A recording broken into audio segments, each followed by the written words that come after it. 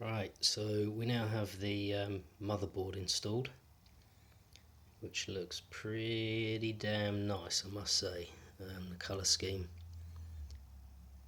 It's got the radiator, a very black and grey accentuated motherboard, the Gigabyte Aorus X570 Pro, and then followed through just by chance really with that colouring of the Corsair RM850X PSU. So it's coming on now, it's starting to look good.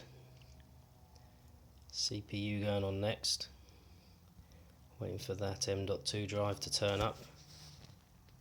I'll get the memory in there as well, start connecting it all up, and then hopefully, with a bit of luck, no DOA kit.